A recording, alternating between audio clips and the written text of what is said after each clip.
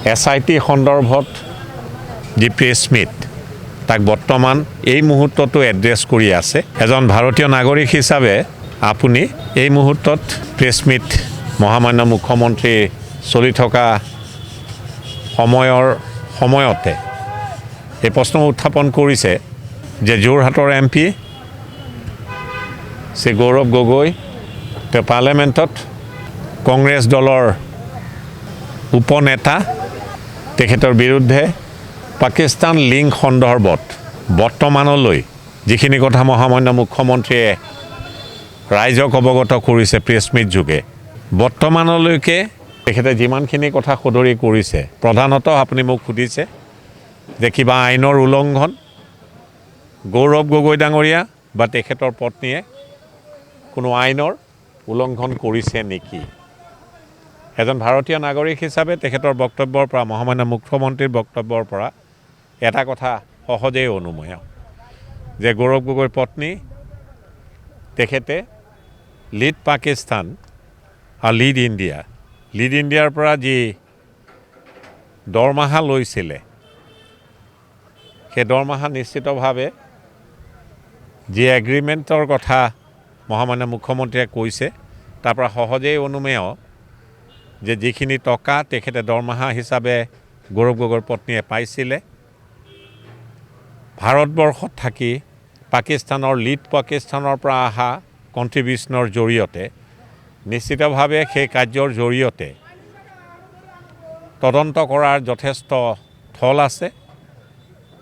যে সেই দৰমহা প্ৰাপ্তিৰ জৰিয়তে পাকিস্তানৰ পৰা অহা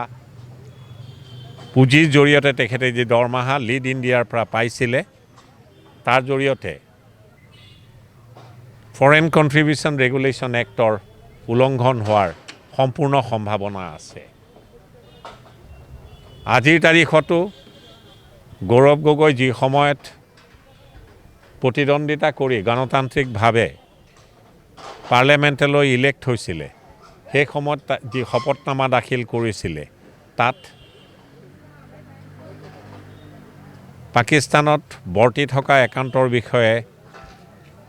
অৱগত কৰিছিলে নে নাই ই এটা প্ৰশ্নবোধক চিন যদি অৱগত কৰিছিলে আৰু সেই একাউণ্ট যদি বৰ্তি আছে আৰু যদি অৱগত কৰা নাই সেই একাউণ্ট বৰ্তমানেও যদি বৰ্তি আছে নিশ্চিতভাৱে ৰিপ্ৰেজেণ্টেশ্যন অফ পিপল ছেক্টৰো উলংঘন হোৱাৰ সম্ভাৱনা নথকা নহয় সেই দিশতো সঠিক তদন্ত হোৱাটো কাম্য বুলি অসম তথা ভাৰতৰ ৰাইজে নিশ্চয় চিন্তা কৰাৰ থল আছে গৌৰৱ গগৈৰ পত্নীয়ে লিড পাকিস্তানৰ মুৰব্বী AT শ্বেখলৈ যি পত্ৰ প্ৰেৰণ কৰিছিলে সেই পত্ৰত লিপিবদ্ধ আকাৰত তেখেতে কিছুমান IB ৰিপৰ্টৰ কথা উল্লেখ কৰিছিলে আৰু IB ৰিপৰ্টৰ কথা উল্লেখ কৰোঁতে এটা কথা প্ৰতীয়মান হয় যে গৌৰৱ গগৈৰ পত্নী সেই IB ৰিপৰ্টসমূহৰ তথ্য কিদৰে পাইছিলে সেইটো এটা ডাঙৰ প্ৰশ্নবোধক থিন আৰু ইয়াৰ জৰিয়তে অফিচিয়েল চিক্ৰেট ছেক্টৰো উলংঘন হোৱাৰ সম্পূৰ্ণ সম্ভাৱনা আছে SITয়ে যি তদন্ত কৰিছিলে সেই তদন্ত নিশ্চয় যোৱাকালি কেবিনেট ডিচিশ্যন হৈছে তাক প্ৰেৰণ কৰা হ'ব মিনিষ্ট্ৰী অফ হোম এফেয়াৰ্ছলৈ আৰু যিহেতু ফাৰ্ডাৰ ইনভেষ্টিগেশ্যনৰ যথেষ্ট থল আছে সমল SITয়ে আহৰণ কৰিছে আৰু তাক কেবিনেটত দাখিল কৰা হৈছিলে আৰু তাৰ পৰিপ্ৰেক্ষিতত যি এজেঞ্চিৰ জৰিয়তে চেণ্ট্ৰেল এজেঞ্চিৰ জৰিয়তে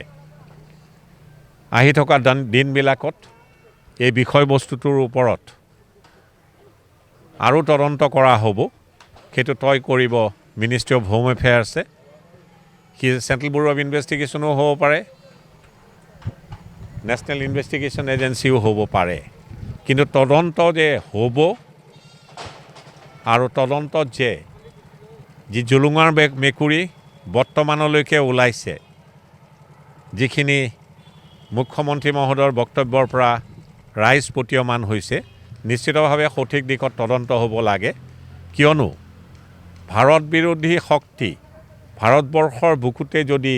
মূৰ দাঙি উঠে, তাকো ৰাজনৈতিক নেতা হিচাপে আৰু গণতান্ত্ৰিকভাৱে নিৰ্বাচিত নেতা হিচাপে যদি ভাৰতবৰ্ষত নেতৃত্ব বহন কৰি পাকিস্তানীপন্থী কাম কৰি যায়, নিশ্চিতভাৱে সেইটো ভাৰতীয় গণতন্ত্ৰৰ বাবে এটা ক'লা দিন। আৰু এই সমূহ অপশক্তিক সমূলঞ্চে নিপাত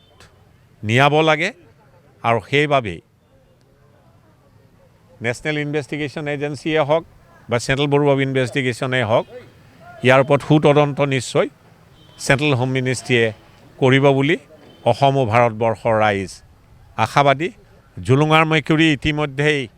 বাহিৰলৈ ওলাইছে। ইয়াতকৈ আৰু বহুত দিশ ক'লা দিশ উন্মোচিত হ'ব, যাৰ জৰিয়তে নিশ্চিতভাৱে দোষীয়ে বিচাৰৰ কাঠগড়াত উঠিব লাগিব। আৰু তাতোকৈ ডাঙৰ কথা, চিৰবৈৰী পাকিস্তান প্ৰেমী শক্তি গণতান্ত্ৰিক প্ৰক্ৰিয়াৰে যদি নেতা নিৰ্বাচিত হয় ভাৰতবৰ্ষৰ বুকুত, আৰু তেনে নেতাই যদি ভাৰতবৰ্ষত থাকি পাকিস্তানৰ সপক্ষে কাম কৰি যায়, নিশ্চিতভাৱে তাতকৈ আৰু দুৰ্ভাগ্যজনক কথা একো হ'ব নোৱাৰে। এনে অপশক্তিসমূহ যাতে সমূলঞ্চে নাইকিয়া হৈ যায় সুতদন্তৰ জৰিয়তে, তাৰ বাবে প্ৰতিজন ভাৰতীয় নাগৰিক আশাবাদী হৈ ৰৈছে। আজিৰ তাৰিখত ইমানেই। ধন্যবাদ।